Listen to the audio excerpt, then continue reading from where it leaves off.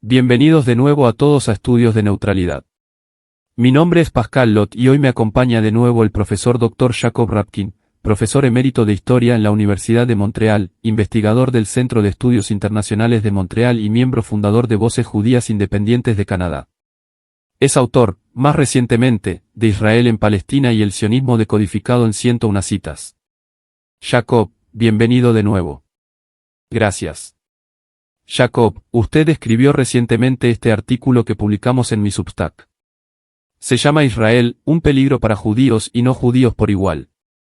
Y usted escribía en este artículo sobre la sinagoga que fue destruida en Pesaj por Israel en Teherán. ¿Podría explicar primero un poco este incidente, qué sucedió exactamente y luego hablarnos sobre lo que piensa que esto significa con respecto a Israel y los judíos o en todo el mundo? Bueno, el episodio en sí aparentemente es un cohete que cayó sobre una sinagoga en Teherán y la destruyó. Destruyó también muchos de los libros sagrados. No sé si fue un ataque intencional o si fue daño colateral, pero tiene un simbolismo tremendo. Un Estado que se autoproclama Estado judío destruye el lugar más sagrado del judaísmo, la sinagoga, los libros, los rollos, etc. Por eso lo escribí, porque había estado en esa sinagoga. Estuve en Irán hace unos 10 años y visité a judíos, e incluso escribí un pequeño relato al respecto, así que puedo incluirlo en tu descripción si quieres. Los judíos que conocí en Irán vivían una vida judía plena, siendo a la vez ciudadanos iraníes de pleno derecho, porque creo que es muy importante entender que la visión de los judíos como extranjeros, común en Europa y que quizás aún lo sea en algunas partes, no es algo que los judíos hayan experimentado en otros lugares. Tendemos a proyectar esta imagen europea de los judíos sobre los judíos de otros lugares. Y creo que en los países islámicos, sin idealizarlos, la vida era mucho más armoniosa y pacífica. Y en el caso de los judíos en Irán, han estado allí durante 25 siglos. Así que vieron la llegada del Islam. Vieron todo tipo de cosas. Y se sienten y son percibidos como iraníes, no como un grupo extranjero.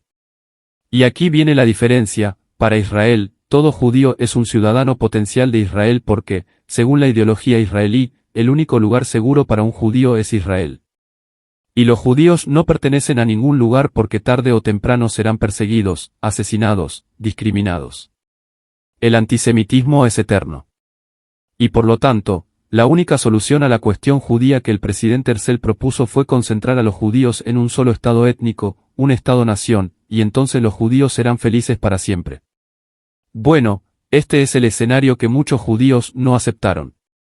Era un escenario europeo, de Europa del Este, para ser más exactos, arraigado en el nacionalismo étnico de Europa Central y Oriental, y totalmente ajeno a los judíos de otras partes del mundo. Sabes, Aishlime, un colega mío de la Universidad de Oxford, escribió unas memorias maravillosas recientemente y menciona que le preguntó a su madre qué era el sionismo cuando era niño y ella dijo, es algo askenazí. No es lo nuestro. Askenazí para judíos europeos. No es lo nuestro. Y de hecho, creo que en los años 30, los judíos de los países del Islam constituían menos del 1,5% de los delegados al Congreso sionista. Así que estamos hablando de un fenómeno europeo que es ajeno a los judíos de otros lugares. Y bueno, esa es una respuesta demasiado larga a tu pregunta. El simbolismo de atacar una sinagoga en Irán era demasiado grande para mí como para no escribir este artículo. Así que quiero decir que es muy bueno que lo señales. Puede ser intencional, puede ser un accidente. Lo único que probablemente no lo sea. Vi algunos tweets en línea que decían, estos fueron los iraníes que lo hicieron estallar como una falsa bandera. Pero eso en sí mismo no tiene absolutamente ningún sentido, porque como dijiste, están completamente integrados y, de hecho, los judíos de Irán condenaron los ataques de Israel contra su Estado. Correcto. Así que creo que es muy importante entender cómo funciona el judaísmo en Irán. Y cuando estuviste allí, quiero decir, ¿tienes algunas observaciones más sobre cómo esta fe es una de las otras dentro del Estado iraní? Bueno, la República Islámica de Irán se toma la religión muy en serio, no es sorprendente. Por lo tanto, tratan a las minorías religiosas también con respeto. El zoroastriano, la antigua religión de Irán y los judíos. Ahora bien, ¿qué significa eso en la práctica? Cuando llegué a Teherán, caminé hasta varias sinagogas y, después de visitar Europa, lo que me sorprendió fue que no había guardias, ni coches de policía frente a las sinagogas porque no había necesidad de ello. De hecho, en un caso, había una residencia de ancianos en un restaurante kosher y se podía entrar en camión. Quiero decir, era simplemente perfectamente abierto, normal. Esa es la normalidad, lo que me impactó. Y otro aspecto es que la República Islámica impuso la educación religiosa a todos los estudiantes, a todos los escolares. Como resultado, los judíos, los jóvenes escolares judíos, fueron enviados a estudiar con rabinos durante 10 años. El nivel de alfabetización judía y la observancia de los mandamientos ciertamente era mucho más alto, es mucho más alto hoy que antes de la República Islámica. ¡Wow!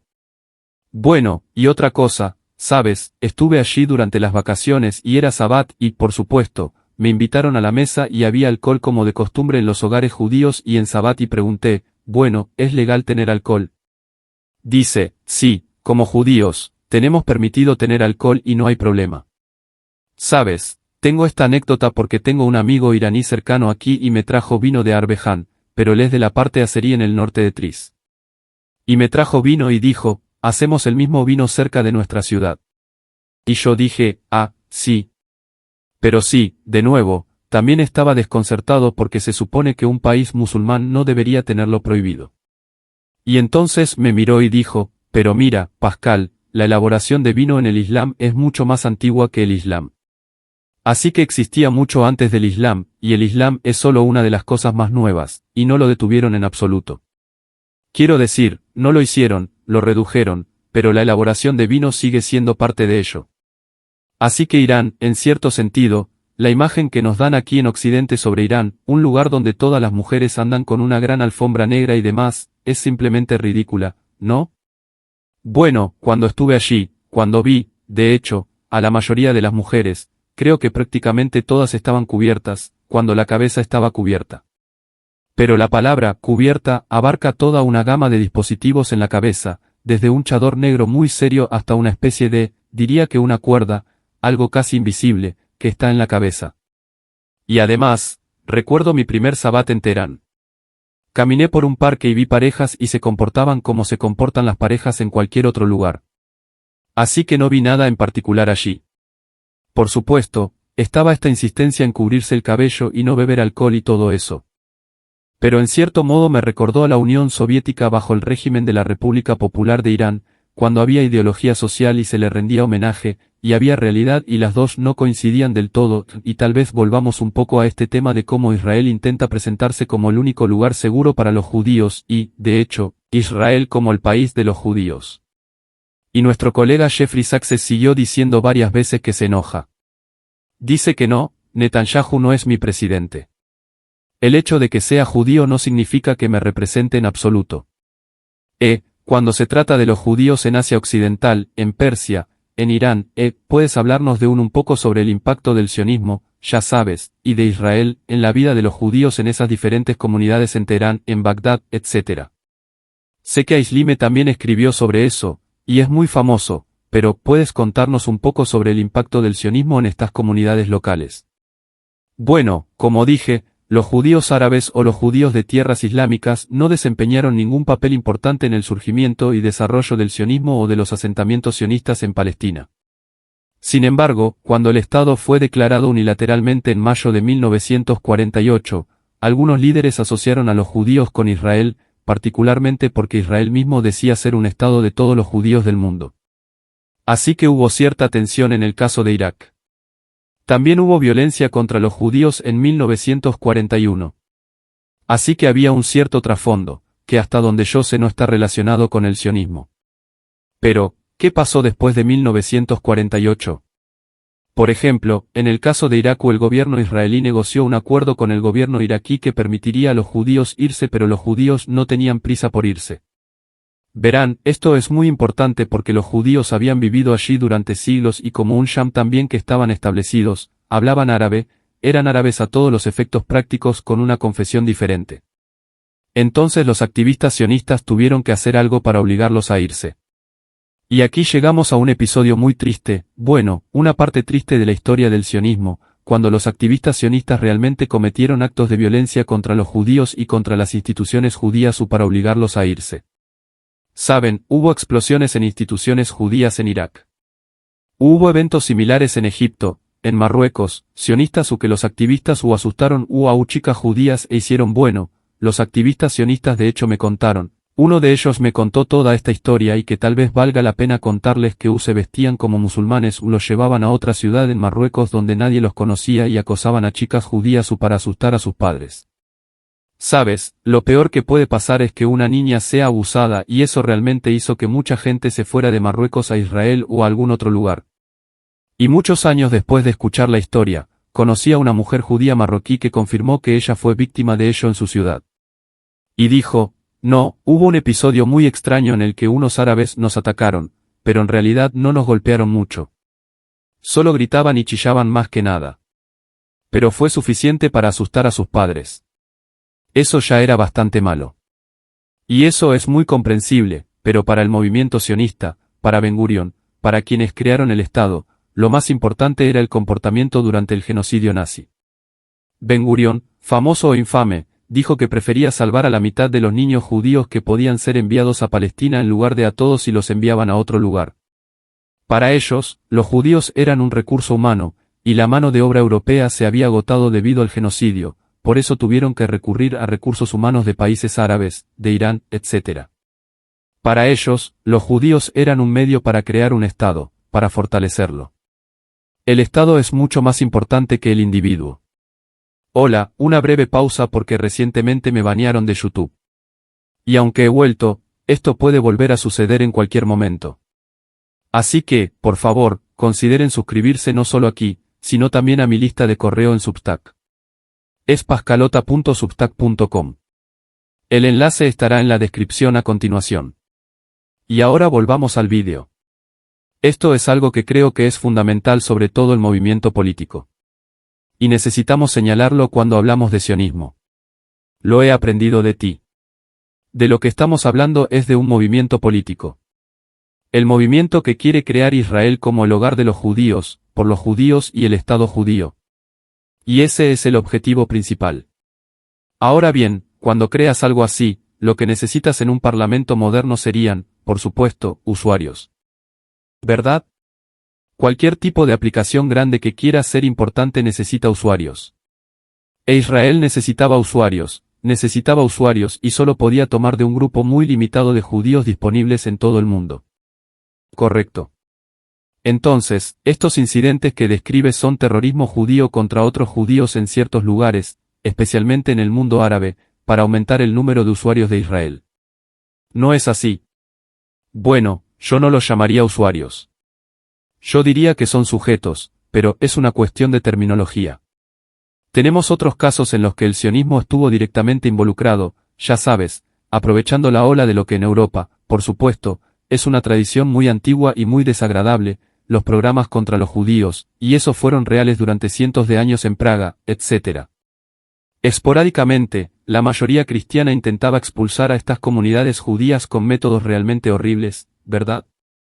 Tenemos casos en los que los sionistas utilizan tales estereotipos para convencer a otros judíos de todo el mundo de que acudan en masa y se establezcan en Palestina. Sí, de hecho. Yo diría que la palabra pograma es una palabra rusa. Realmente se aplica a las áreas que hoy llamamos Ucrania, Moldova, las repúblicas bálticas. Pero ahí es donde la verdadera violencia, la violencia contra los judíos, fue de nuevo, en Europa Central, en Europa Occidental, hubo expulsiones, hubo asesinatos en masa. Hubo derramamiento de sangre, hubo todo tipo de cosas. De nuevo, no fue una historia completamente negra. Hubo episodios de violencia, pero es totalmente erróneo presentar la historia de los judíos, incluso en Europa, como una historia lacrimógena, como alguien la expresó. Así que sí, hubo violencia y los pogromos se hicieron más conocidos porque ocurrieron a principios del siglo XX, cuando muchos europeos creían haberse ilustrado y de repente vieron que estas cosas habían sucedido. ¿Cómo se presenta esta historia hoy en la mayoría de las escuelas israelíes y en la mayoría de las escuelas sionistas en otros lugares? Como dije, esta historia se presenta como una cadena ininterrumpida de abusos, asesinatos y expulsiones. En otras palabras, los judíos siempre fueron maltratados y el antisemitismo u odio hacia los judíos, no voy a entrar en la diferencia entre ambos, es eterno e imposible de erradicar. Estos son los artículos cardinales de fe para el sionismo. El antisemitismo es eterno. Es imposible desarraigarlo, por lo tanto, la única solución es que todos los judíos vivan en su propio estado, lo cual no es muy diferente del nacionalismo étnico en Europa del Este. Sí. Así que, efectivamente, proviene de la misma raíz y por eso hubo regímenes fascistas entre las guerras en prácticamente todos los estados nacionales étnicos creados después del Tratado de Versalles, las repúblicas bálticas, Polonia, Hungría, todos terminaron teniendo regímenes fascistas mucho antes que los nazis. La gran diferencia con el proyecto sionista es que el sionismo también es inherentemente colonial de asentamiento, ¿verdad? Quiere implantarse en un lugar y dominarlo, un lugar que tiene o tuvo otra población antes. ¿Hasta qué punto influye este aspecto? Debo precisar que siempre ha habido judíos en Palestina. Lo sabemos, y algunos de ellos todavía están allí y son antisionistas, pero como no se identifican con los askenazíes, también tienen una relación difícil. Puede que sean ellos mismos askenazí pero no se identifican con los sionistas. ¿Puedes explicar un poco eso y este aspecto de la naturaleza colonial de asentamiento del proyecto sionista? Bueno, originalmente el proyecto sionista era el de crear un estado para los judíos. No un estado judío según Udenat. La obra de Herzl es un estado para los judíos. Sí. Entonces estos eran completamente seculares, muchos de ellos judíos socialistas que abandonaron la religión y decidieron crear un nuevo judío, un nuevo hebreo. Ni siquiera usarían la palabra judío, un nuevo hebreo en una nueva tierra que estaría llena de justicia, armonía y paz. Y crearon colonias de asentamiento en Palestina. Muchas de ellas eran kibutz donde de hecho había justicia e igualdad y no había propiedad privada. Así que estaban creando una nueva sociedad. Estaban educando a un nuevo hombre hebreo, intrépido, valiente, audaz, todo lo contrario del estereotipo antisemita del judío. En el libro que mencionaste, las citas de 101 es sobre el sionismo, cito a Jabotinsky, uno de los ideólogos del sionismo, quien dijo que para entender qué tipo de nuevo hebreo queremos, debemos observar al Shid, utiliza esta palabra en ruso, Shid, y crear algo diametralmente opuesto. Este es un punto muy importante, mientras que el nacionalismo polaco, ucraniano o lituano se esforzaba por preservar el patrimonio cultural y el idioma, los sionistas querían alejarse de la continuidad judía. Estaban llevando a cabo una revolución. Despreciaban su lengua materna, el yidis, y crearon una nueva lengua vernácula, el hebreo moderno. Por lo tanto, fue un proyecto revolucionario, definitivamente diferente de los de los estados nacionales de Europa del Este. Y dado que lo estaban haciendo en un país ya poblado, esto creó tensión, y para algunos de estos primeros colonos sionistas fue un problema difícil de resolver, como conciliar su estado colonial, por así decirlo, con sus ideales de justicia e igualdad. ¿Lo entendieron, verdad? Quiero decir, usted también en su libro tiene citas de olvidé quién era, no Herzl, así que alguien después de él dijo algo como, bueno, debemos entender por qué los árabes en Palestina no nos reciben con los brazos abiertos. Sí. Bueno, estaba bastante claro, y de hecho, los primeros colonos sionistas fueron bastante abiertos al respecto. Sabían que tenía que haber una fuerza militar dominante para aterrorizar a los locales para que nunca se levantaran contra nosotros. Y esa es la política que Israel sigue hasta el día de hoy, aterrorizar a la población local de los estados vecinos para que no se levanten contra nosotros. Y esto tiene que ver con este nuevo tipo de judío que, aparentemente, la parte buena del movimiento sionista quería crear. También usó la palabra alemana Musul Jud o judío musculoso, ¿verdad?, para explicar qué tipo de identidad judía muy machista y militarizada buscaban, lo que, en mi opinión, se vincula directamente con las FDI. Pero, ¿qué es lo que los primeros sionistas? Pensé que la violencia era solo una parte necesaria del proyecto. Bueno, creo que parte de la razón son los pogons que experimentaron violencia ellos mismos o a su alrededor había violencia y pensaron que así era como debía hacerse, además, se veían a sí mismos como parte del movimiento colonial, que a principios del siglo XX era perfectamente aceptable en Europa, correcto, así que para ellos la opinión de la población local realmente no importaba mucho. Así que esencialmente crearon una sociedad separada, pero desarrollaron una sociedad separada de los locales. Y también tenían una especie de visión de un Estado y es por eso que los líderes sionistas rechazaron la idea británica de convocar una asamblea representativa en la década de 1930 como una forma de preparar a Palestina para la independencia porque el escenario normal sería crear este tipo de pseudoparlamento y luego ese parlamento tomaría el relevo de los británicos. Sí. Bueno, eso no sucedió. Así que, creo que vivir por la espada es algo que forma parte de la ideología sionista y parte de la experiencia colonial en cualquier lugar. Miren, no conocemos ninguna otra colonia de asentamiento que se haya desarrollado en paz, ya sea Argentina, Estados Unidos, Australia, realmente no importa. Siempre resultó en violencia y los historiadores israelíes son muy abiertos al respecto. Dicen que ese es el dilema. Y Hannah Arendt, a quien cito en mi libro en 1948 durante la guerra que Israel libró contra sus vecinos, dijo que no importa cuán lejos se extiendan las fronteras de Israel y cuántos ciudadanos tenga Israel, siempre enfrentará la hostilidad de la población de que desplazaron, que expulsaron, etc. Y saben, es muy importante darse cuenta de que no es algo inusual. No tiene nada que ver con el choque de civilizaciones o el odio eterno al judío. Creo que si Palestina hubiera sido colonizada por los suizos, habría un tremendo sentimiento antisuizo en Palestina. Pero una parte inherente de todo el proyecto es, por supuesto, la afirmación de que no es la colonia de asentamiento que los judíos son los herederos originales de la tierra. Son los árabes los intrusos no deseados que se apoderaron mucho después de que a los judíos se les diera la tierra. ¿Verdad? Entonces, esto probablemente corríjanme si me equivoco, pero un sionista acérrimo se enojará conmigo si afirmo que son un estado colonial de asentamiento, ¿verdad? Dirán algo como no, nosotros somos los locales, ellos son los intrusos, ¿verdad? Bueno, es una cuestión de terminología, ¿sabes? El banco más grande de Israel fue fundado a principios del siglo XX con el nombre de Jewish Colonial Trust, ¿verdad? Me pregunto por qué. No. Quiero decir, la pregunta que tengo en mente es cómo el sionismo es un gran problema y trae consigo mucha violencia, y esa es la fuente de la violencia. Para mí en este punto está bastante claro cómo inducir un cambio de pensamiento. Los sionistas, para llegar a un lugar donde la violencia desaparezca y donde el sionismo se abra a algo que pueda reconciliarse con la sociedad regional más amplia, cree que algo así es posible. No de hoy a mañana, sino en los próximos 30 o 40 años. Bueno, esta era la visión de bastantes sionistas alemanes en Palestina, incluyendo a Martin Buber, incluyendo a Einstein, quien no estaba en Palestina, pero que simpatizaba con esta idea. Pensaban que Palestina debería estar abierta al asentamiento judío sin desplazar a la población local y viviendo en paz con ellos. Así que hay muchas organizaciones de ese tipo que se crearon antes de 1948. Por supuesto, se marchitaron después, pero creo que escribí sobre ello en 2002, así que tengo que reconocerlo. Creo que la única manera de lograr la paz y el fin de la violencia es hacer lo que los judíos hacen en todas partes. Es decir, vivir como minoría en diferentes países. Y el lugar entre el Mediterráneo y el río Jordán tiene prácticamente el mismo número de judíos, árabes palestinos y otros.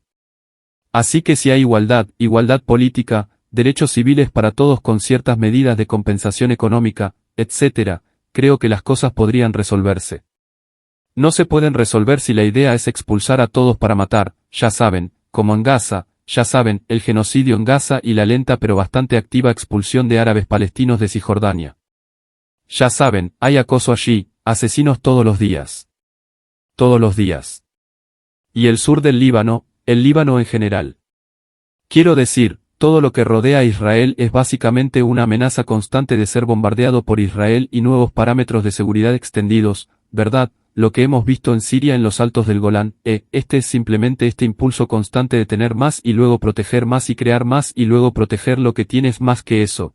Este impulso expansionista es casi parte integral de cómo el sionismo ha estado funcionando durante los últimos 100 años. Bien. Bueno, hay un elemento importante en todo eso. La mayoría de los israelíes creen que todos estos actos son actos de autodefensa, ¿verdad? Y además, debido a esta ideología de ser la víctima eterna, piensan que los palestinos son la reencarnación actual de los nazis.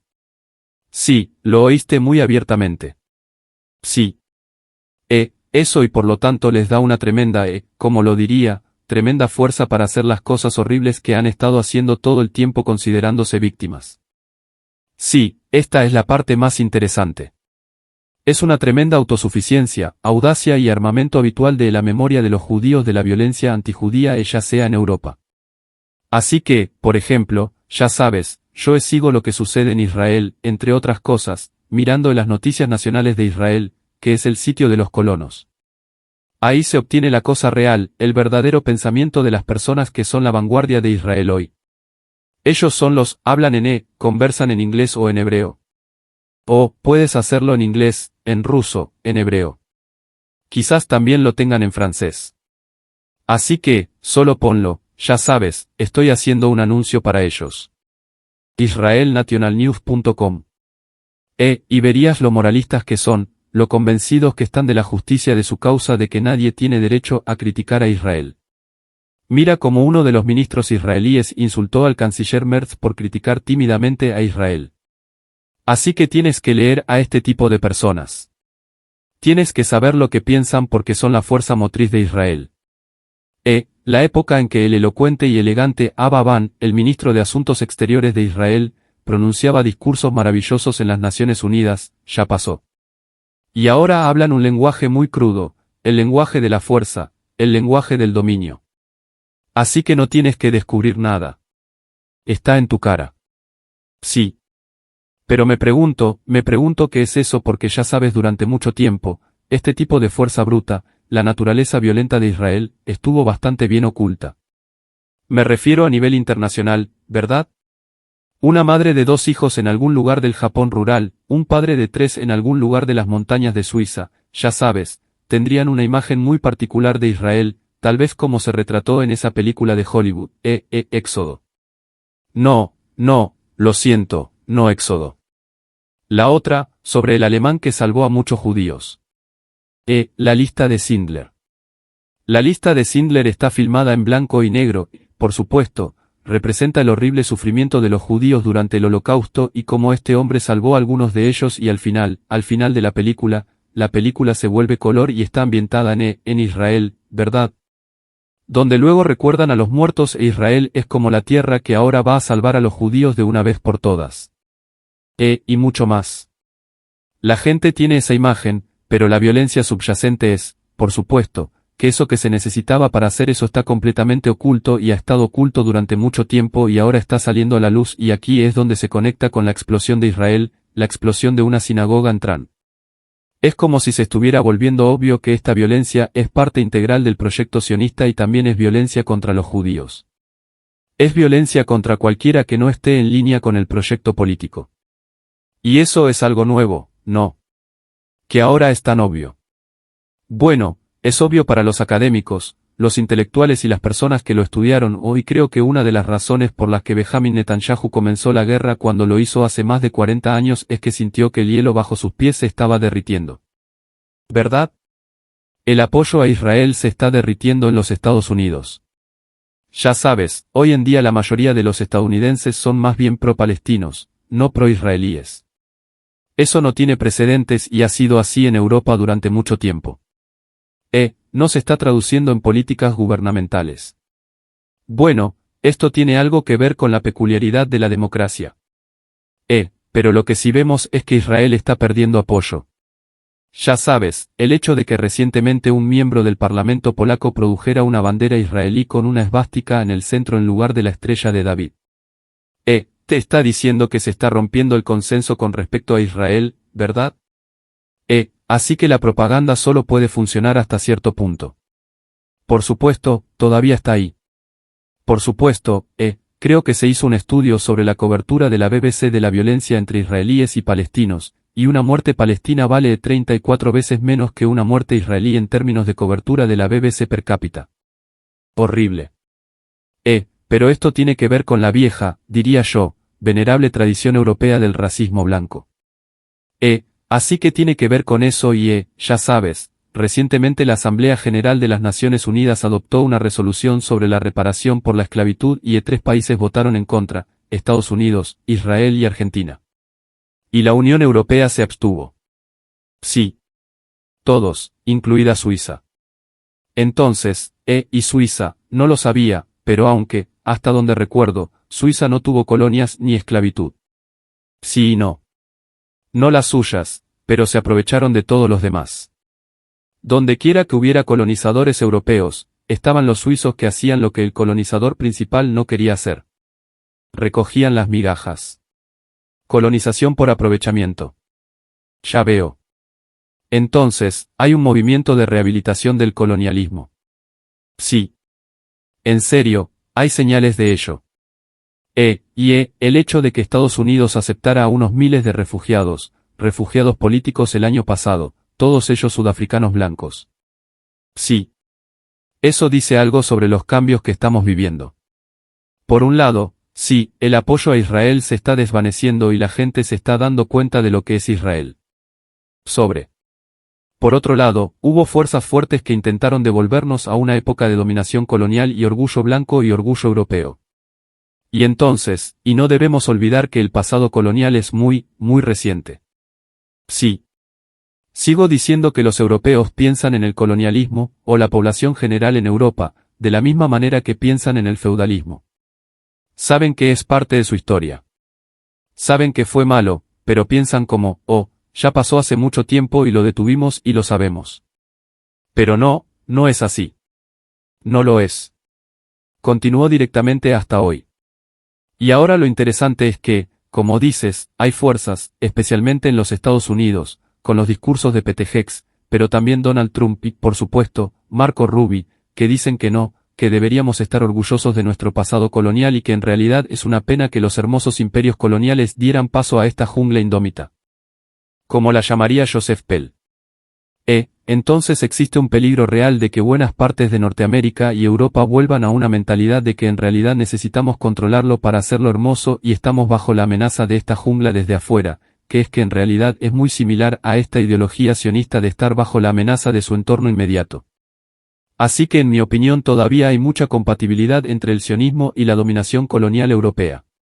Bueno, de nuevo es bastante obvio porque Israel alberga conferencias de movimientos de derecha en Europa, ¿verdad? Israel es el ejemplo a seguir para los partidos de derecha en los Países Bajos, en Alemania, en Hungría. Porque así es como se trata a estas personas que no son del todo blancas. Esa es la verdadera cosa. Israel es admirado y puede que lo hayas notado incluso aquellos que intentaron atacar al Congreso el 6 de enero después de la elección de Joe Biden y estaban descontentos con la pérdida de Trump. Algunos de ellos fueron allí con banderas israelíes. Sabes, Israel es la encarnación de las ideologías racistas más de derecha de hoy. Y si miras a los amigos que tiene Israel, te dice algo sobre Israel. De nuevo, no es importante no demonizar a la gente, no porque creo que muchos israelíes son ante todo víctimas de su propio Estado.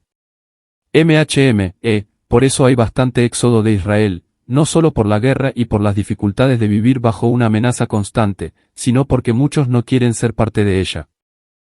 Y prefieren vivir en países normales donde no tengan que correr a los refugios 3 veces al día. Entonces creo que en Israel se está recibiendo este mensaje de que todas las guerras anteriores se libraron en otro lugar. Por supuesto que hubo soldados israelíes muertos y ya sabes, la familia lloraron y todo eso, pero los israelíes no corrieron a los refugios. No cayeron misiles sobre Israel. No hubo misiles serios. Hubo una especie de misiles caseros de Hamas. But now you have sophisticated Iranian missiles that have fell fashion on Israel. We still don't know because of censorship what exactly they did in Israel. But if people were running to the shelters 3 times a day, well, they must be doing something. Also I think that there might be an awakening within Israel among part of the population that they might be better off in Brooklyn, right? Which would of course be a key large threat to society maybe just what can we do because there is this danger of course and sure about this also insurance let me just show it again I mean you actually created a title called Israel a danger to use and non-use like question mark and I think this as a question is of course very important that the way the was Israel and Zionism work that they pose a threat not only to today's today's Jewish communities in the Arab world and abroad. But that you know maybe this will invite you against the game violence against you because people connect these things in a wrong way. You made that point we a lot of the Jews in Israel are actually the victims of their own state. What can we do in order to prevent if the pendulum ever swings back the fall the association of all the Jews with the Zionist product? Well, one thing we call do is to act in our own countries. I think we have a greater impact on where we live, right? And one issue is very important is to explain that the State of Israel represents the State of Israel. It don't represent Jews. And the Jews have always been divided as far as Zionism and Israel is concerned. And many Jews, particularly young Jews, are very active in anti-Zionist activities and criticizing Israel and so on. I explain some of it, you know, since I've done a commercial for Israel National News, I feel free to do it for my own book, Israel in Palestine, which is a very short book that enables people to understand that it's totally wrong to associate Jews inter-countries with Israel. They would say, well, but look at the Jewish institutions in well, I don't have to go far in Montreal. Every Jewish institution, sort of official Jewish institution has an Israeli flag in front of it. Even an old age home. Until consistent claims by the organized Jewish community, we stand by Israel is and all that. What people don't see because it's more hidden is the role of Jews in denouncing Israel like independent Jewish voices that I had the honor of being one of the founding members who does tremendous work in the press and media but used among regular people to realize that many Jews particularly the so-called ultra-Orthodox Jews, the most visible Jews, you know, in black and white attire, and therefore the most vulnerable. Because if someone associates Israel with Jews and say, well, I'm going to hate the Jews for what they're doing to Palestinians, the easiest choice to find would be to say Jews because identifiable. They're visible. You can tell a Zionist from a non-Zionist that they look the same and this but you can tell an ultra-Orthodox Jew very easily. So it's very important in our own country to debunk the myth of Jews as an eternal victim to fight against antisemitism because one of the main purveyors of antisemitism is the State of Israel and this is not something which is an accident or what they say in French a concours de circumstances that is circumstantial derselves, the founder of political Zionism, wrote very clearly in his diary, antisemites will be our most reliable friends and antisemitic countries most reliable allies. It's so. You know, the history is littered with ironies, but this one is not even a real one. It's and it's also sign of the off of hat in the others in order to accomplish the your own goals that themselves have something to do with hat or spite for another group. It's a very sick sociological ping-pong that is going on here. I wonder how to break the chain in order to get away from it. But as you said like we clarifying the concepts and clarifying what causes it is probably major part of it, you know it's very simple on the 60th anniversary of Israel I published an article in a German newspaper frank on the lessons of Nazi genocide and I said that there were two kinds of lessons that you can learn. 1. You have to be very vigilant not to allow a democracy degenerate into a racist state into an oppressive state and you have to develop human rights and democratic rights in the country and protect them. That's one lesson. The other lesson is we were weak. We should be strong. They killed us because they wanted to have a pure German state, a pure Aryan state. We will be strong and we should create a pure Jewish state. And that's the lesson that the Zionists have learned.